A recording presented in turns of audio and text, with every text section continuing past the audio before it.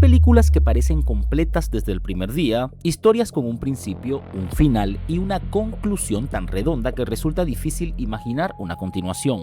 Matrix era una de ellas, y sin embargo terminó convirtiéndose en una saga de 4 películas.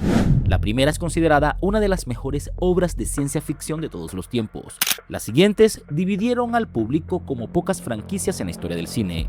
Para algunos, ampliaron brillantemente el universo de Matrix. Para otros, jamás lograron estar a la altura de una película que ya había dicho todo lo que tenía que decir en 1999. Pero esa explicación también es demasiado simple, porque antes de convertirse en una obra maestra, Hollywood estuvo a punto de dejarla morir.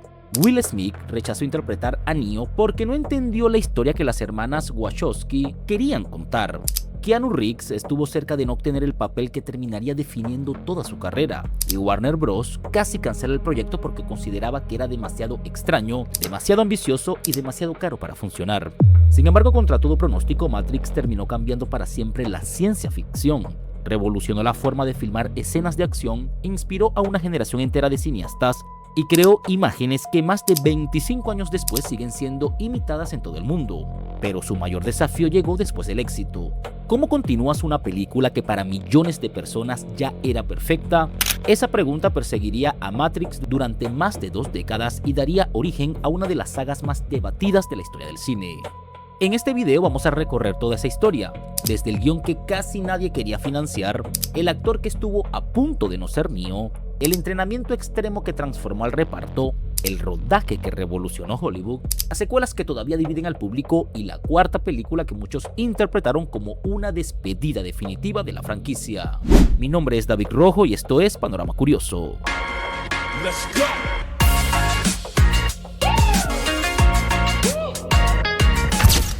Dos hermanas, un cómic y la idea más ambiciosa que nadie quería financiar. Lana y Lily Wachowski empezaron escribiendo cómics para Marvel antes de pasarse al cine. Su primer guión que llegó a producirse fue Asesinos en 1994, que tuvo tantos problemas de interferencia del estudio que las hermanas intentaron, sin éxito, que les quitaran el nombre de los créditos. No fue el mejor debut, pero el contrato original que tenían con Warner Bros. Incluía 3 películas y la segunda fue Cómplices, un noir lesbiano de bajo presupuesto que salió muy bien. Eso les dio el empuje suficiente para ir a Warner con lo que realmente querían hacer, una película sobre un hacker que descubre que la realidad es una simulación controlada por máquinas. La respuesta inicial no fue exactamente un sí entusiasta. El problema era que el guión sonaba imposible de explicar en una reunión de 20 minutos. Las Wachowski lo sabían, así que hicieron algo que pocas veces ocurre en Hollywood.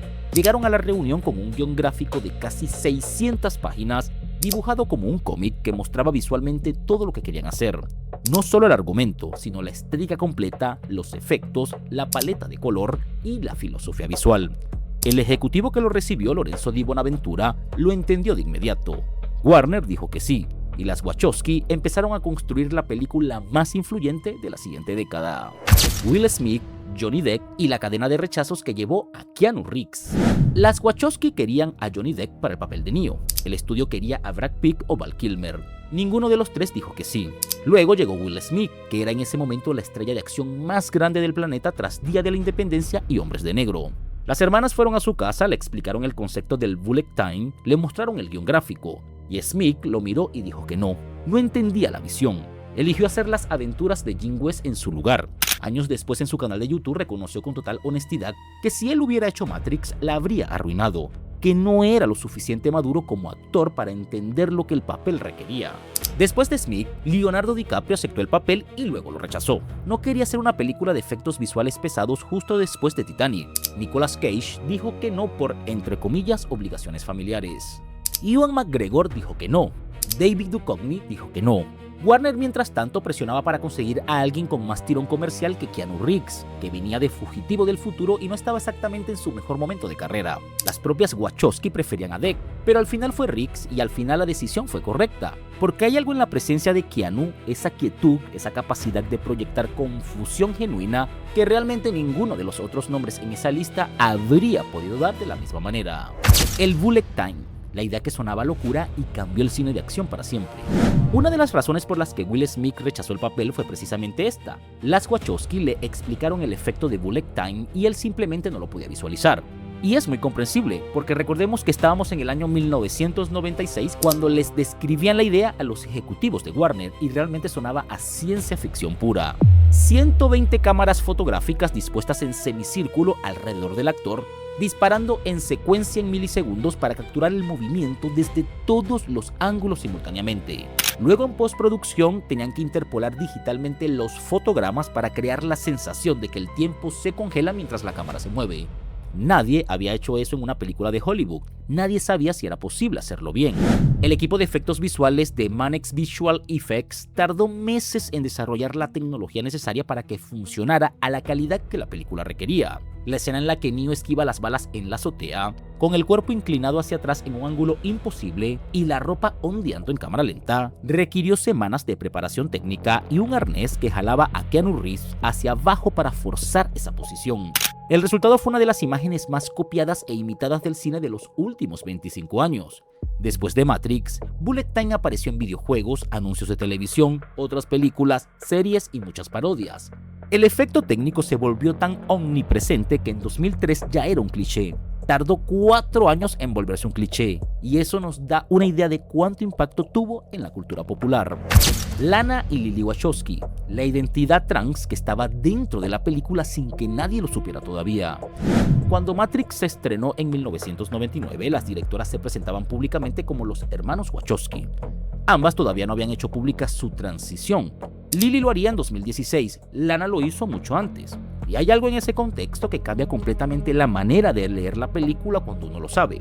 Porque Neo es un hombre que descubre que la identidad que siempre le han dado no es quien realmente es, que hay algo más verdadero debajo de la superficie que el mundo le impone, que el camino hacia sí mismo pasa por rechazar la realidad construida para él y elegir activamente quién quiere ser.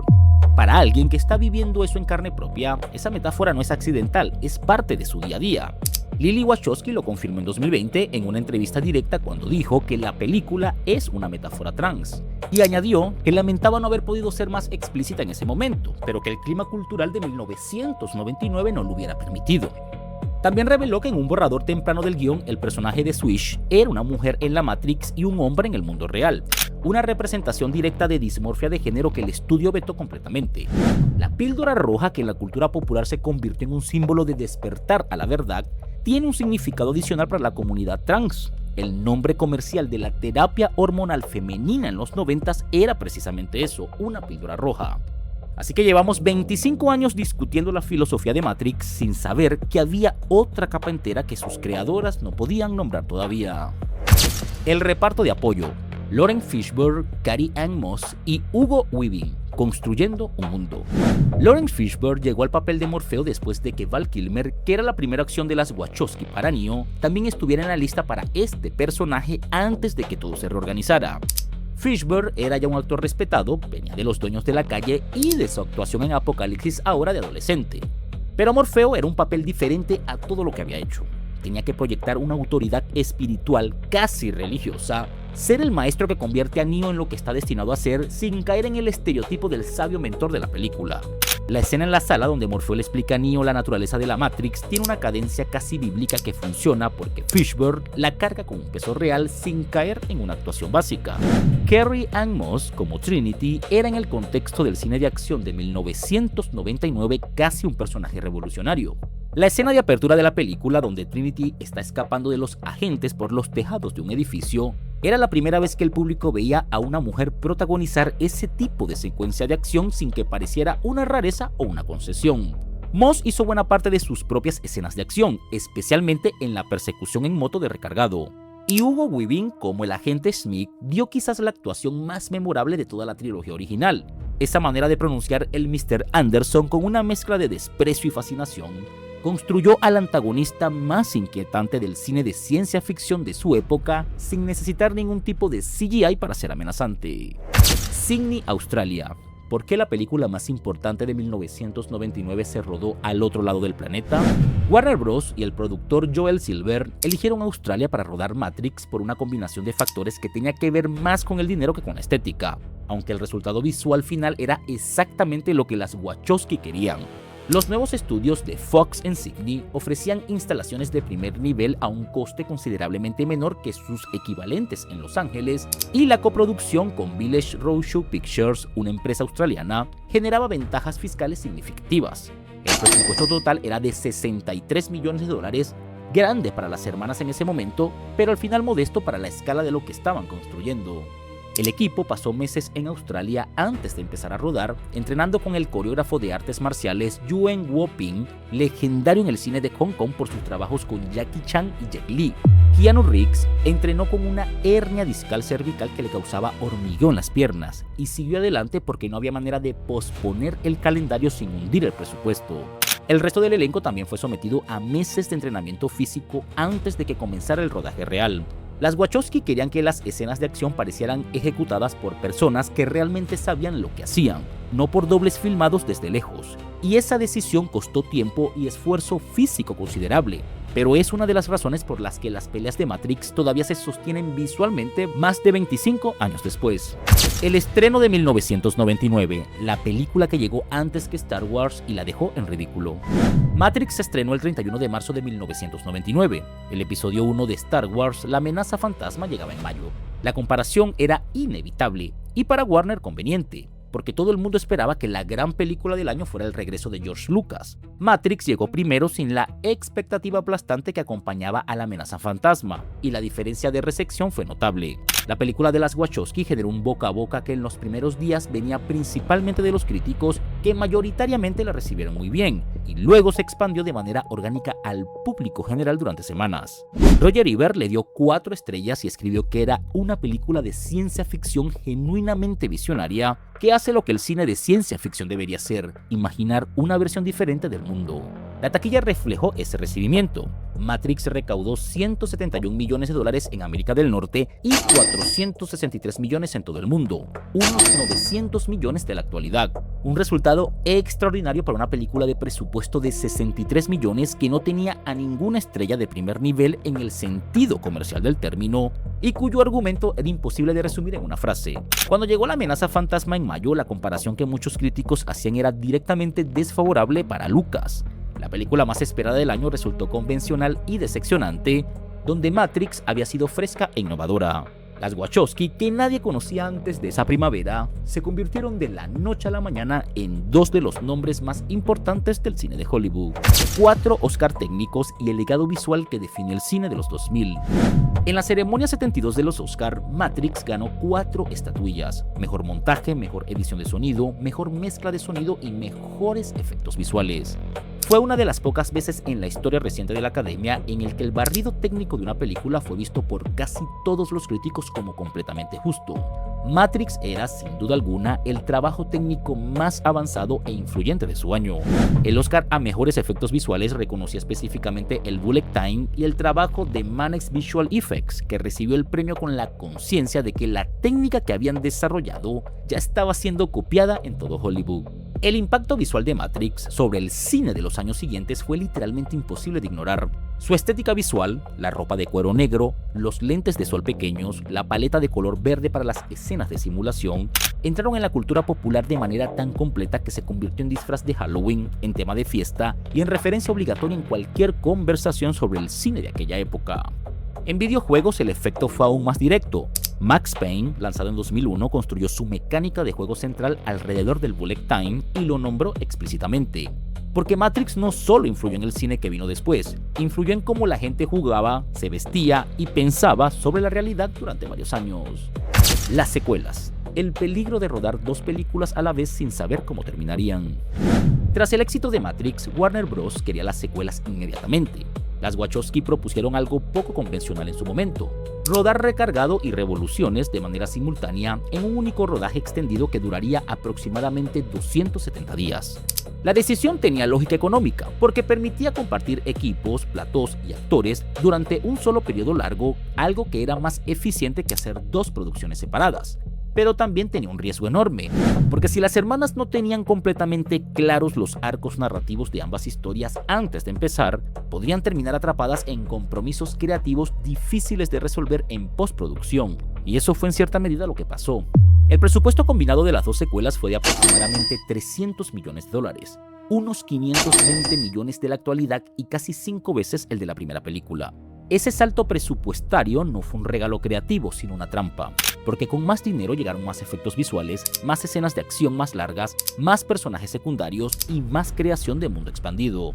Lo que Matrix había conseguido en parte gracias a la necesidad de ser económica, que era mostrar poco para que la imaginación de uno como el espectador llenara ese hueco, se diluyó en las secuelas, que mostraban demasiado de todo. La raíz del problema no era la falta de talento, era el exceso de ambición sin el enfoque que una limitación de presupuesto había forzado en la primera entrega.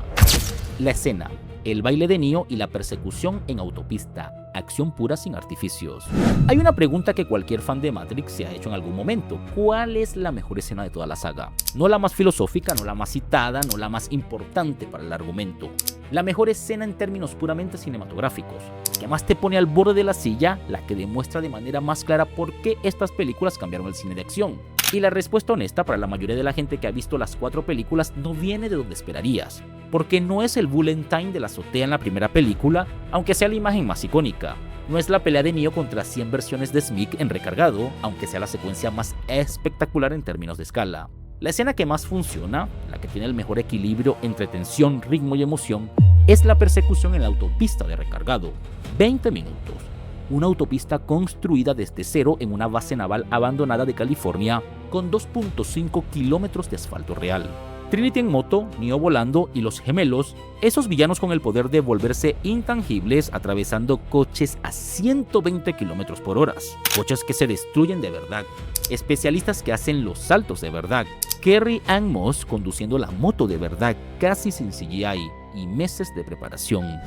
El resultado es una secuencia que en pleno 2026, con todo lo que ha avanzado la tecnología de efectos visuales, sigue siendo difícil de superar porque tiene algo que el CGI moderno no puede replicar: el peso físico de objetos reales destruyéndose a velocidad real. Cada impacto se siente porque es un impacto real, y cada salto tiene riesgo porque hay un cuerpo real en el aire. Y eso, que suena simple, es lo más difícil de conseguir en el cine de acción moderno. Revoluciones. El final que intentó cerrar demasiado y no cerró nada del todo. Las Wachowski tenían un problema enorme con Revoluciones. Tenían que terminar simultáneamente varios hilos narrativos que Recargado había expandido de maneras que no siempre eran coherentes entre sí, y hacerlo de manera que pudiera satisfacer a un público que llevaba 6 meses esperando las respuestas que Recargado había prometido y no había dado. Lo que nos dieron fue una película en el que algunos elementos funcionaban muy bien. La batalla de Sion, con sus trajes de combates mecánicos luchando contra las máquinas en túneles subterráneos, era visualmente impresionante, y otros no funcionaban del todo, empezando por el desenlace de Neo, que moría de una manera que muchos fans sintieron que no cerraba satisfactoriamente el arco de 3 películas. La recepción crítica de Revoluciones fue considerablemente más tibia que la de las 2 entregas anteriores, y la taquilla también bajó respecto a Recargado. Eso sí, las 2 secuelas habían generado juntas más de $1.200 millones en taquilla mundial, unos 2.100 millones de la actualidad, lo que era un éxito considerable en términos absolutos, pero la sensación dominante entre el público y la crítica era la de cierta decepción, no ante películas malas, sino ante películas que no estaban a la altura de lo que la primera Matrix había prometido. Era la maldición habitual de las secuelas de películas que establecen expectativas muy altas. El segundo y el tercer acto nunca pueden ser tan sorprendentes como el primero, precisamente porque el primero te había enseñado a esperar algo nuevo y eso ya no era posible. El largo silencio, 18 años sin Matrix y el regreso que nadie pidió. Tras el estreno de Revoluciones en noviembre de 2003, la franquicia Matrix entró en un silencio que duraría 18 años. No fue un silencio de olvido, porque la película original seguía siendo estudiada, discutida, redescubierta por nuevas generaciones, sino un silencio deliberado. Las Wachowski hicieron otras cosas: Meteoro en 2008, que fue un fracaso comercial, pero una obra visualmente extraordinaria; Cloud Atlas en 2012, que dividió la crítica; Sense8 para Netflix, que fue cancelada y luego relanzada por presión del fandom. Warner Bros. Mientras tanto nunca dejó de explorar maneras de volver al universo de Matrix, porque había demasiado dinero sobre la mesa para ignorarlo. En algún momento entre 2015 y 2017, cuando los rumores de una cuarta Matrix empezaban a circular de manera más insistente, Lily Wachowski fue preguntada directamente sobre la posibilidad. Su respuesta fue clara, la describió como una idea particularmente repulsiva en estos tiempos, y su hermana Lana coincidió. Ninguna de las dos quería volver. Y Warner Bros., en lugar de aceptarlo, empezó a explorar la opción de hacer la película sin ellas con otros directores. Fue en ese contexto, en la amenaza de que alguien ajeno a las creadoras originales hicieran una Matrix 4 que ellas no habían pedido ni querido, cuando Lana sola cambió de opinión. Y lo que hizo con esa oportunidad es uno de los movimientos más extraños y más interesantes de la historia reciente de Hollywood. La muerte de los padres de Lana y la película como duelo. ¿Por qué Matrix Resurrecciones existe realmente?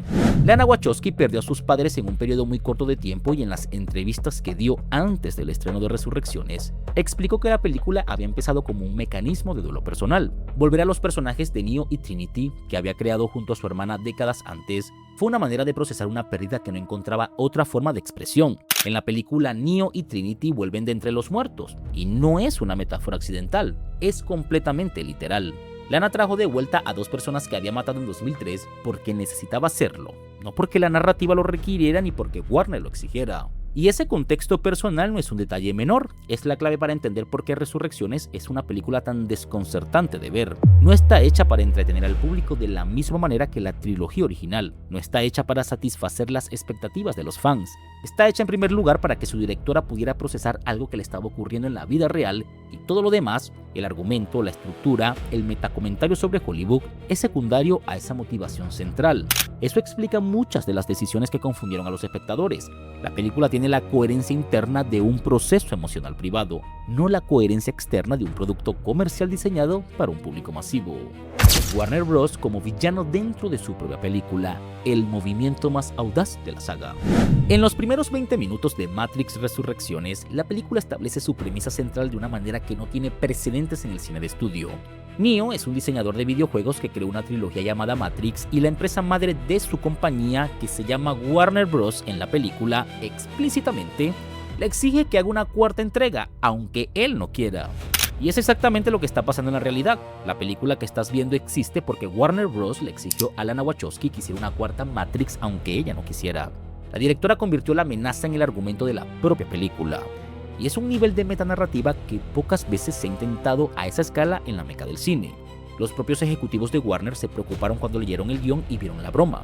Los coescritores David Mitchell y Alexander Hammond describieron la reacción del estudio como de estremecimiento o temblor, una manera amable de decir que Warner no estaba segura de creer que una de sus películas más grandes del año hiciera un chiste a su costa. Pero lo dejaron pasar, en parte porque el productor James Matic confirmó que el estudio había estado realmente considerando hacer la película sin las Wachowski, lo que hacía que el chiste no solo fuera justo, sino literalmente verdadero. La película se ríe del estudio que la financia mientras ese estudio la financia. Es como si Francis Ford Coppola hubiera puesto a Paramount como antagonista del Padrino. Esto no tiene precedente directo. La taquilla de Resurrecciones, estreno simultáneo en cines y HBO Max, algo que nadie va a repetir. Resurrecciones se estrenó el 22 de diciembre de 2021 simultáneamente en cines y en HBO Max, en una decisión que Warner tomó para toda su cartera de películas de 2021 como consecuencia de la pandemia y que generó una guerra abierta con los exhibidores cinematográficos. La recaudación final fue de $156 millones mundiales, frente a los 463 de la primera y los 742 de recargado. Era un número que en cualquier contexto normal indicaría un fracaso comercial considerable para una película de esa escala y ese reconocimiento de marca. Pero el contexto importa. Una parte significativa del público que habría ido al cine optó por verla en casa a través de HBO Max, y Warner nunca hizo público cuántas visualizaciones había generado en la plataforma. La decisión de estreno simultáneo fue criticada por los propios cineastas de Hollywood, incluyendo a Christopher Nolan, que describió el movimiento como un insulto a los cineastas, y tuvo consecuencias que duraron años. Porque después de 2021, Warner cambió de política y volvió a los estrenos exclusivos en cine. Independientemente de la matemática del streaming, el resultado fue que Resurrecciones se sentía como un fracaso en taquilla, y ese sentimiento afectó cómo fue recibida culturalmente más allá de sus propios méritos. Keanu Reeves, el único actor de Hollywood que podía ser de Neo y de John Wick al mismo tiempo. Keanu Reeves es uno de esos actores que la industria nunca termina de clasificar del todo bien. Demasiado tranquilo para ser un actor de método, demasiado físico para el cine de autor, demasiado pop para ser un artista serio.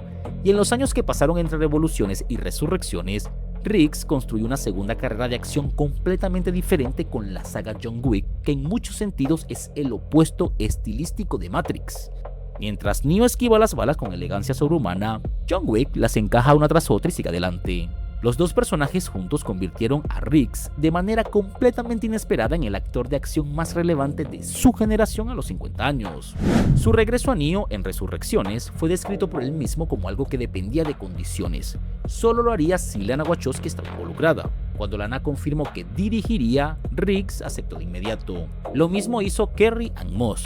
Hugo Weaving, en cambio, no pudo volver por problemas de agenda. Su papel fue reinterpretado por Jonathan Groff. Y Lauren Fishburne tampoco fue invitado, en una decisión que el propio Fishburne describió públicamente como una mezcla de decepción y aceptación. La película reemplazó a Morfeo con un personaje diferente interpretado por Yahya Abdul-Mateen II. Una elección que los fans recibieron con escepticismo y que la película intentó justificar narrativamente dentro de su propia lógica de universo simulado. El verdadero legado de Matrix, la IA que predijo, la vigilancia que anticipó, la simulación que se volvió urgente.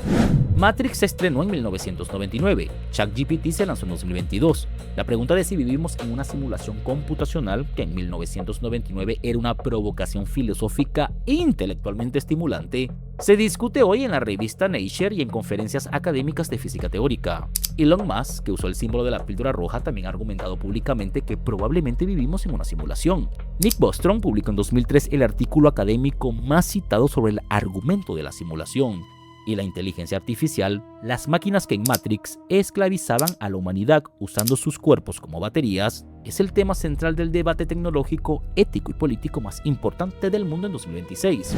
Lo que hace que Matrix sea una película que se vuelve más relevante con cada año que pasa, en lugar de más anacrónica, es que sus preguntas eran genuinas. Las Wachowski no estaban construyendo un entretenimiento superficial con barniz, estaban haciendo las preguntas que les parecían las más importantes sobre la naturaleza de la realidad, la identidad y el control, y las estaban haciendo en el único formato que garantizaba que millones de personas las escucharían. El hecho de que esas mismas preguntas sean ahora urgencias cotidianas, ¿puede una IA ser consciente? ¿Qué nos hace reales? ¿Quién controla la información que forma nuestra percepción del mundo? Es quizás la mejor prueba de que la película era más inteligente de lo que muchos creyeron en su momento. Taquilla completa, premios y el lugar de Matrix en la historia del cine. La saga completa de Matrix generó aproximadamente 1.700 millones de dólares en taquilla mundial, lo que serían unos 3.000 millones de dólares actuales, y con la primera entrega representando ella sola casi un tercio del total con sus 463 millones de dólares. 4 Oscar para la primera película, todos técnicos.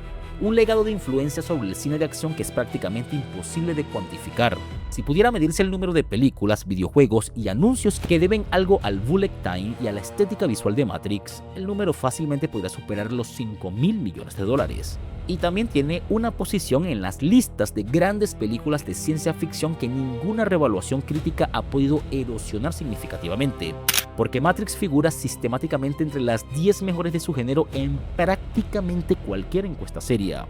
Lo que es más difícil de categorizar es cómo coexisten dentro de la misma franquicia una de las películas más influyentes de la historia del cine de ciencia ficción y 2 secuelas que la mayoría del público considera decepcionantes, más una cuarta entrega que es deliberadamente difícil de clasificar. No hay muchas franquicias que tengan esa estructura tan asimétrica, donde la diferencia de calidad percibida entre la primera entrega y las demás es tan marcada que la gente tiende a tratarlas como objetos culturales casi separados. Los fans de Matrix hablan de la trilogía y de la primera película, como si fueran cosas diferentes, lo que en cierto modo son la primera Matrix, que es un objeto completo en sí mismo, y la trilogía, que es algo diferente, más cuestionable, y bueno, Resurrecciones, que es algo diferente a las dos. Conclusión: tomar la píldora roja en 2026 y lo que significa ahora.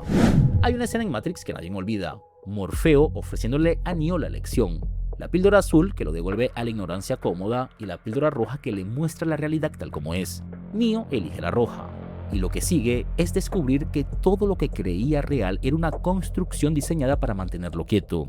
En 1999 esa escena se leía como una metáfora filosófica estimulante. En 2026 se lee como al menos 4 cosas simultáneamente: una metáfora filosófica sobre la naturaleza de la realidad, una alegoría de la experiencia transexual de descubrir la identidad verdadera, el origen de uno de los símbolos más usados de la cultura digital y una pregunta genuinamente urgente sobre si los sistemas de información que nos rodean, las redes sociales, los algoritmos, las burbujas de filtro, son una versión moderna de la Matrix. Lo que eso dice sobre la película es que era más rica de lo que cualquier lectura única podía contener. Las Wachowski no hicieron una película con un solo mensaje. Hicieron un objeto cultural lo suficientemente complejo como para que distintas personas, sin importar su cultura, su tradición, su identidad, su posición política o creencias, y en distintos momentos, leyeran en él cosas distintas y todas fueran verdad al mismo tiempo. Eso es lo que separa una película que dura de una que simplemente fue popular. Matrix dura, no porque sus efectos visuales sigan siendo los mejores, porque no lo son. No porque sus secuelas sean perfectas, porque no lo son. Dura porque las preguntas que planteó en el 99 son más urgentes en el 26 que cuando fueron hechas. Y pocas películas de cualquier género pueden decir eso más de 25 años después de su estreno. ¿Y tú qué opinas? ¿De cuál otra película te gustaría un video completo? Recuerda que si te gusta este tipo de contenido, dándole me gusta, comentando y suscribiéndote me ayudas un montón y realmente estaré muy agradecido contigo. Acá te dejo un video que según YouTube es ideal para ti. Soy David, muchas gracias por ver este video, nos vemos en la próxima.